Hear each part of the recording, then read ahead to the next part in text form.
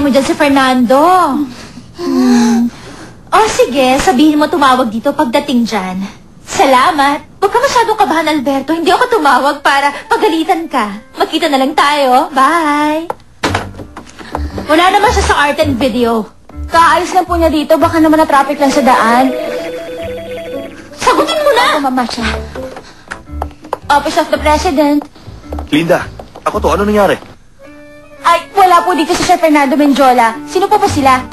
Teka, nandiyan pa ba si Marcia? Nasa harapan mo ba? Oo, tama yun. Pero ang sabi niya, babalik po siya kagad. Pwede ko po ba malaman ang pangalan ninyo? Kunwari ang kausap mo si Rafael Maldonado at taga Central Photographic Company. Sige po, Rafael Maldonado, Central Photographic Company. Sandali. Napansin ba ni Marcia ang pag-alis ko? Ha?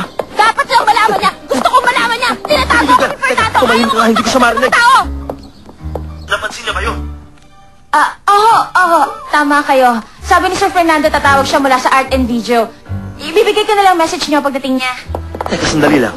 Hindi kita maintindihan. Sinasabi mo ba na kapag tumawag ako, dapat nandun ako sa Art and Video? Tama nga yun. Pupunta siya doon para sa meeting niya. Malamang nakausap na ni Marcia si Alberto para alamin kung pupunta nga ako doon. Tama ba? Ha? Tama, pero mukhang wala pa po siya doon kasi kakakausap ko lang po kay Mr. Alberto. Gusto ko nang mamatay! Ay, tigilan mo nga ako. Pupunta ako sa Art and Video at tatawag ako dyan. Okay? Tsaka Linda. Salamat. Sige, walang anuman yun. Para kay Sir Fernando mula sa Central Photographic Oo, Company. narinig ko nga. Kakausapin ko si Fernando kapag tumawag siya. Ay, hindi. Ako na lang ang tatawag.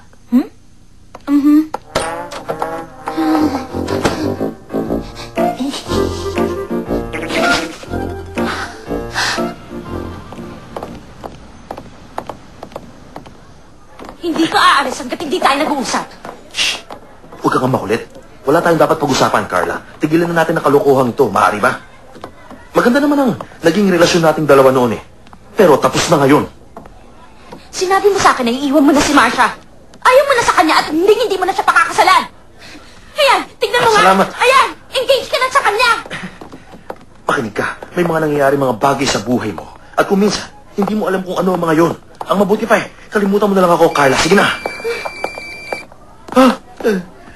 Sino yan? Si Marcia yun, di ba? Bakit hindi ka magpakalalaki ngayon? At sabihin mo sa kanya ang namamagitan sa atin noon? Dahil wala akong sasabihin sa kanya. Wala namang namagitan sa ating dalawa. At wala na rin mangyayari. Gusto mo akong makita at sabihin sa'yo lahat? Ngayon, sinasabi ko na nga sa'yo. Pwede ba? Nakikiusap ako sa'yo. Huwag mo na akong pakialaman. Ha?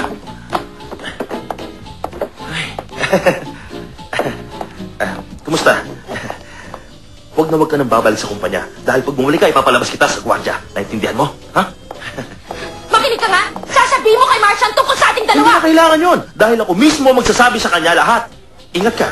Dahil kapag nagpakita ka pa sa akin, at kapag nagpakita ka pa sa kumpanya, Carla, gagawa talaga ako ng iskandalo. Ipapasulat ko sa lahat ng reporter ko anong klaseng babae ka. Ha? Hindi lang masisira ang karir mo bilang modelo. Sisiguraduhin ko makukulong ka sa isang mental hospital. Iwan mo na ako. Ang ganda mo naman. Fernando! Fernando!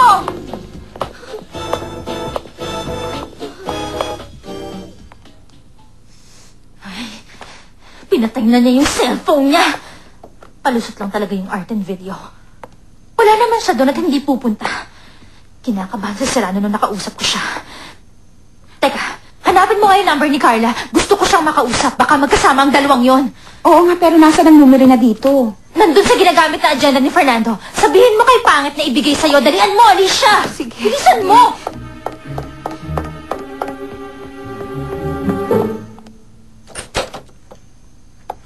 Yung agenda ni Fernando? Yung personal niya? Yun na nga. Hindi. Ayoko nga. Sabi sa akin ni Sir Fernando, huwag ibibigay to kanino man. Hinihingi ni Marcia yan. Hindi maaari dahil inutos sa akin ng boss ko. Hindi bang tao si Marcia? Akin na. Pasensya na, pero hindi ko talaga ibibigay.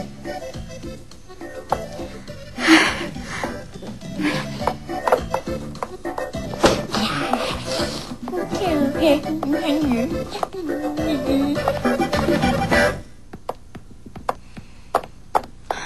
Hindi ba niya binigay? Sabi niya, utos daw ni Fernando sa kanya na wag ibibigay kanino man. Sinabi ko sa kanya na ikaw ang humihingi, pero ayaw niya talaga ibigay sa akin, Masha. Ah, talaga? Tingnan na lang natin.